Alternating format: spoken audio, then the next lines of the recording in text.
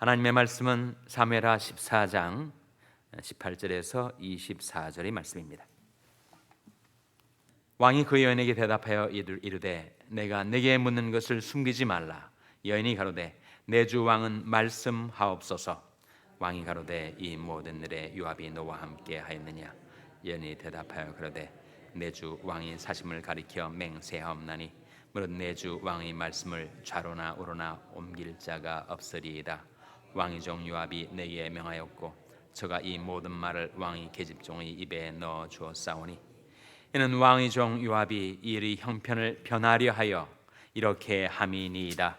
내 주 왕의 지혜는 하나님이 사자의 지혜와 같아서 땅에 있는 일을 다 아시나이다 하니라. 왕이 요압에게 이르되 내가 이 일을 허락하였으니 가서 소년 압살롬을 데려오라. 요압이 땅에 엎드려 절하고 왕을 위하여 복을 빌고 가로되 내 주 왕이여 종의 구함을 허락하시니 종이 왕의 앞에서 은혜 받은 줄을 오늘날 아나이다 하고 일어나 그술로 가서 압살롬을 데리고 예루살렘으로 오니 다 같이 읽으시겠습니다. 왕이 가로되 저를 그 집으로 물러가게 하고 내 얼굴을 보지 말게 하라 하매 압살롬이 자기 집으로 가고 왕의 얼굴을 보지 못하니라. 아멘. 할렐루야. 서로의 평강의 복을 기원하는 마음으로 샬롬 인사 나누시기 바랍니다. 샬롬. 샬롬. 오늘도 목요 새벽 기도에 잘 나오셨습니다. 우리 임마누엘 선교회의 원래가 오늘 오전 11시에 본당에서 있습니다. 박창돈 집사님이 어젯밤에 향년 85세로 소천하셨습니다. 유족들이 우리 박운자 권사님하고 두 아들, 성인이 된 두 아들이 있는데 유족들을 위해서 기도해 주시고 또 앞으로 있을 장례식을 위해서 기도해 주시기를 바랍니다. 하나님께서 우리 박창돈 집사님의 영혼을 긍휼히 여기셔서 받아 주시는 줄로 믿습니다. 오늘 본 말씀 사무엘하 14장 18절 말씀 다시 한번 같이 읽겠습니다. 사무엘하 14장 18절 말씀 같이 읽겠습니다. 시작. 왕이 그 여인에게 대답하여 이르되 내가 내게 묻는 것을 숨기지 말라. 여인이 가로되 내 주 왕은 말씀하옵소서. 지금 전후 맥락을 여러분 이해하시죠? 다윗 왕과 압살롬의 관계 속에서 압살롬이 자기 아버지한테 몹쓸 죄를 짓고 아버지 아들 자기 형을 친형이죠. 물론 배는 다르지만 형을 죽인 살인범. 그래서 자기 외갓집인 구슬이라는 나라의 피신해 있는 압살롬을 향하여 다윗 왕의 마음이 기울어지는 것을 보고 요압이 하나의 계략을 꾸미게 되었는데 그것은 한 여인이 입에다가 자기가 할 말을 다 넣어준 것인데 그 취지는 어떻게든지 왕이 압살롬 자기 자식에 대한 그 사랑 때문에 슬퍼하면서도 그를 받아주지 못하는 왕의 마음을 한번 움직이려고 변하게 하려고 그러한 계략을 꾸민 것입니다. 그래서 한 여인이 다윗 왕 앞에 나와서 제게 두 아들이 있는데 둘이 싸우다가 한 아들이 한 아들을 쳐 죽였는데 남아있는 살아있는 아들을 동네 사람들이 그 아는 사람들이 다 그를 죽여 마땅하다고 하니 우리 대가 끊어지게 되었습니다. 이 죄는 지었지만 살아있는 아들에 대한 이 어머니의 마음을 헤아리시고 그 아들을 살려주옵소서. 다윗이 들어보니까 너무 딱한 형편이고 비록 죄를 지었지만 그 살아있는 아들을 잡아 죽이는 것은 합당치 않다. 그래서 누구든지 내 아들에게 손을 대는 자가 있다면 내가 가만두지 않겠다. 왕이 이렇게 실토를 하는 것을 기화로 삼아서 왜 왕은 압살롬을 받아주지 아니하시는 것입니까? 여인의 이야기가 여기에 이르게 되자 다윗 왕이 다 알아차린 거죠. 어떻게 다윗의 가정사, 집안 내부의 사정을 이렇게 꿰뚫을 수 있는 여자가 세상에 어디 있겠는가? 분명히 배후에 그 누군가가 있을 것이다. 그래서 지금 다윗이 여인에게 묻는 것입니다. 내가 내게 묻는 것을 숨기지 말라. 여인이 가로되 내 주 왕은 말씀하옵소서. 왕이 가로되 이 모든 일에 요압이 너와 함께하였느냐? 그 집안 내부 사정을 다 꿰뚫고 있고 다윗의 마음의 향배까지 다 간파할 수 있는 사람이 요압 말고는 누가 있겠는가? 그 여인이 어떻게 알겠어요? 그래서 다윗이 이것은 다 요압이 배후에서 주동하고 꾸며낸 사건이구나. 그것을 알고 그 여인에게 이실직고하라 하는 것입니다. 여인이 대답하되 내 주 왕이 사심을 가리켜 맹세하옵나니 무릇 내 주 왕의 말씀을 좌로나 우로나 옮길 자가 없으리이다. 왕의 종 요압이 내게 명하였고 저가 이 모든 일을 왕의 계집종의 입에 넣어 주었사오니. 다 실토하는 거지. 전부 다 요압이 내게 할 말을 다 내 입에 넣어준 것입니다. 이는 왕의 종 요압이 이 일의 형편을 변하려 하여 이렇게 하매니이다. 내 주 왕의 지혜는 하나님의 사자의 지혜와 같아서 땅에 있는 일을 다 아시나이다. 요압도 정말 영리한 사람, 슬기로운 사람이었지만 다윗은 그보다 더 높은 지혜로 그 모든 일들을 파악하게 된 거였죠. 그래서 왕이 요압을 부릅니다. 21절에 보시면 왕이 요압에게 이르되 내가 이 일을 허락하였으니 가서 소년 압살롬을 데려오라. 다윗이 두 마음이었던 거죠. 다윗이 두 역할, 두 신분 때문입니다. 다윗은 왕이면서 또한 아버지, 왕으로서는 공의를 시행해야 하니까 그 압살롬을 받아줄 수가 없는 거죠. 살인자를 어떻게 받아주겠어요? 그렇게 되면 백성들이 도대체 공의가 어디 있는가 이렇게 질문하지 않겠습니까? 왕으로서는 압살롬을 받아줄 수가 없었죠. 그러나 아버지로서는 그 압살롬에게로 그의 마음이 향하게 되고 그의 마음이 기울어지고 그를 받아주고 싶은데 그 두 사이에서 머뭇거리던 다윗을 요압이 알고 넌지시 슬며시 그를 압살롬을 받아주는 방향으로 밀었던 것입니다. 그래서 마지못해 그러나 내심 압살롬을 받아주게 된 것을 반기면서 왕이 요압에게 허락을 합니다. 압살롬을 데려오라.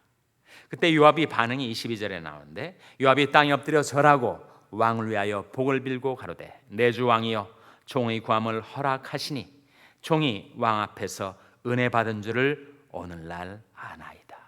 이 요압이 이 말이 얼마나 겸손하고 지혜로운 말인지 외관상 외양상 그렇다는 거죠. 그러나 요압은 속으로 쾌재를 불렀을 것입니다. 이것이 나의 공로다. 내가 왕과 왕자를 화목케 하였다. 그렇게 자신의 공로로 이 사건을 삼았을 것입니다. 요압이 그렇게 일어나서 그술로 가서 압살롬을 데리고 예루살렘으로 왔습니다. 예루살렘으로 온 압살롬을 다윗 왕이 만났습니까? 만나지 않았습니까? 만나질 않았어요. 24절 말씀 같이 읽겠습니다. 시작. 왕이 가로되 저를 그 집으로 물러가게 하고 내 얼굴을 보지 말게 하라 하매 압살롬이 자기 집으로 가고 왕의 얼굴을 보지 못하니라. 얼마 동안 못 본 거예요. 그 다음 구절에 나오지 않습니까? 이태 동안에 28절에 압살롬이 이태 동안을 예루살렘에 있으되 왕의 얼굴을 보지 못하였다. 그러니까 2년 동안 예루살렘으로 들여는 놓고 압살롬을 안 본 것입니다. 압살롬의 마음속에 뭐가 쌓이겠어요? 아버지에 대한 원망이 쌓이기 시작한 것입니다. 대체 나를 예루살렘에 불러놓고는 나를 한 번도 보지 아니하시는 이 아버지에 대한 원망과 앙심이 쌓여갔던 것이죠. 그것이 결국 뭘로 나타납니까? 압살롬의 반역 사건으로 나타나고 말죠. 내가 다윗의 형편, 다윗의 입장에 있었더라면 어떻게 했었을까? 그를 끝끝내 보지 않았을 것이 옳은 일이었는가? 아니면 예루살렘으로 들어온 즉시 그를 만나 봤어야 하는 것이 옳은 일이었을 것인가? 저는 아무리 생각해도 모르겠습니다. 어떻게 하는 것이 다윗의 최선이었을까? 끝끝내 그를 구슬로 추방한 상태로 남겨두는 것이 공의를 시행하는 일이었을까? 오자마자 그를 받아주는 것이 사랑을 실천하는 것이었을까? 그 두 사이에서 정말 어떻게 처신했어야 옳은 일이었을지. 다윗도 역시 그것이 어려운 문제여서 그런지 요압이 슬며시 넌지시 그를 떠밀었을 때 압살롬을 받아주는 방향으로 움직이는 해놓고 막상 예루살렘으로 돌아온 압살롬을 보려고 하니 차마 그의 얼굴을 볼 수가 없었어요. 그렇게 형을 죽여버리고 아버지에게 큰 고통과 슬픔을 안겨줄 그 압살롬의 얼굴을 다윗 왕이 차마 볼 수가 없었던 것입니다. 공의와 사랑, 은혜와 진리, 그 두 사이에서 다윗은 머뭇거리고 있었던 것이죠. 그러나 다윗의 우유부단이 압살롬의 마음속에 계속해서 앙심과 원망과 복수심을 쌓아가게 만들었던 것입니다. 2년 동안이나. 잠언 27장 5절에 보시면 이런 말씀이 나옵니다. 친구의 통책은 충성에서 말미암은 것이나 원수의 자주 입맞춤은 간사에서 나오는 것이다. 면책이 숨은 사랑보다 나으니라. 한번 말씀 찾아보시기 바랍니다. 잠언 27장 4절 5절 말씀 한번 보시기 바랍니다.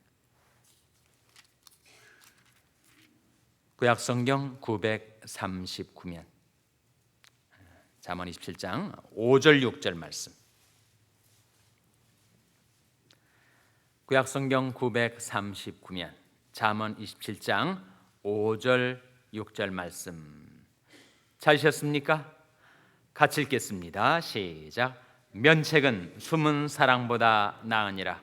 친구의 통책은 충성에서 말미암은 것이나 원수의 자주 입맞춤은 거짓에서 난 것이니라. 면책이 숨은 사랑보다 낫다. 친구의 통책은 충성에서 말미암은 것이다. 이 말씀에 비춰볼 때 다윗의 이번 판단, 이번 결정, 압살롬을 예루살렘에 불러들이기는 해놓고 그의 얼굴을 보지 않은 것, 그것은 잘못된 판단이지 않았겠는가? 그럼 어떻게 했어야 옳았다는 것인가? 압살롬을 불러놓고 면책했어야 했겠죠. 숨은 사랑으로 방치해두지 말고 면책하고 그 아들을 위하여 충성에서 말미암은 통책을 했어야 하지 않는가? 아니, 성인이 대한 압살롬을 그렇게 혼내놓으면 애가 더 반발하고 그 압살롬의 반역 사건이 2년 더 앞당기게 되었을 줄 어떻게 아는가? 모르죠. 그러나 다윗이 은혜와 진리, 공의와 사랑 가운데서 불러놓은 압살롬을 만나고 얼굴을 마주 대하고, 그리고 압살롬이 범죄가 자신이 범죄인 양 그를 끌어안고 함께 가슴을 찢고 회개하고 눈물로 화합했어야 하지 않는가. 하나님 앞에 이 부자가 회개했어야 하지 않는가. 이것도 아니고 저것도 아닌 상태에서 2년 동안을 시간을 끌어놓으니 그 압살롬의 마음속에 앙심과 분노와 원한이 쌓여가게 되었던 것이죠. 사실 그 두 사이에서 긍휼과 진리, 의와 화평 속에서 우리는 갈등하고 살아갑니다. 시편 85편 10절 말씀해 보시면 한번 찾아보시기 바랍니다. 시편 85편 10절 말씀. 시편 85편 10절 말씀은 구약성경 864면입니다. 864면. 시편 85편 10절 말씀 찾으셨습니까? 자, 시편 85편 10절 말씀 같이 읽겠습니다. 시작. 긍휼과 진리가 같이 만나고 의와 화평이 서로 입맞추었으며. 하나님에게는 긍휼과 진리가 같이 만나고 의와 화평이 서로 입맞추었다. 마치 십자가의 종축과 횡축이 만나는 것처럼. 종축은 공의를 뜻하죠. 횡축은 사랑을 뜻합니다. 십자가상에는 긍휼과 진리가 같이 만나요. 의와 화평이 서로 입맞추었습니다. 다윗이 압살롬을 만나서 얼굴을 마주 대하고 그와 자신이 죄 때문에 울며 회개하고 그 죄 용서함을 받고 화평케 되었더라면, 화목케 되었더라면 어떻게 되었을까? 사실은 하나님과 우리와의 관계가 그러하지 않았습니까? 하나님께서 죄 지은 우리들을 하나님께서 만나주시고 마주 대해주시고, 그리고 회개했던 우리들을 하나님께서 용납해 주시고, 그래서 예수 그리스도의 십자가가 있었기 때문에, 우리 죄의 대속이 있었기 때문에 하나님께서는 죄인된 우리를 긍휼과 화평으로 받아주시고 십자가를 통해서 하나님의 진리와 의가 설 수 있게 해주신 것. 다윗과 압살롬의 관계와는 달리 하나님 아버지와 자녀된 우리와의 관계에서는 예수 그리스도의 십자가가 있었기 때문에 하나님께서 긍휼과 화평으로 우리를 받아주신 줄로 믿습니다. 기도하시겠습니다. 오늘 말씀 기억하며 하나님, 저희들도 긍휼과 진리, 의와 화평, 사랑과 공의 사이에서 저희들이 머뭇거릴 때 하나님, 저희들이 어떻게 행할 길을 나타내 주시고 인도해 주시옵소서. 기도하시기 바랍니다. 우리 자녀들 위해서 기도할 하나님, 우리 자녀들이 하나님께로 회개하여 예수 믿어 구원받고 하나님의 빛과 사랑 가운데 인도받는 저희 자녀들 되게 해달라고 기도하시기 바랍니다. 병사에 낙한 지체들을 위해서 기도하실 때 주님의 긍휼과 권능의 장중에 붙들어 주시고 일으켜 주시고 회복시켜 주시옵소서. 위하여 기도해 주시기 바랍니다. 우리 샬롬교회를 위해서 기도할 때 하나님, 저희 샬롬교회가 긍휼과 진리, 의와 화평 가운데 행하는 교회가 되게 해달라고 기도해 주시기 바랍니다. 여러분의 생업을 위해서 기도하시고 세라리온 김성림 선교사님을 위해서 기도해 주시기를 바랍니다. 우리 박창돈 집사님의 유족들을 위하여 박원자 원사님 두 아들 가정을 위해서 기도해 주시기를 바랍니다. 부목사 청빙이를 위해서 기도해 주시기 바랍니다. 하나님, 저희들을 성령으로 충만케 하여 주시옵소서. 이런 제목들로 우리 합심해서 기도하겠습니다.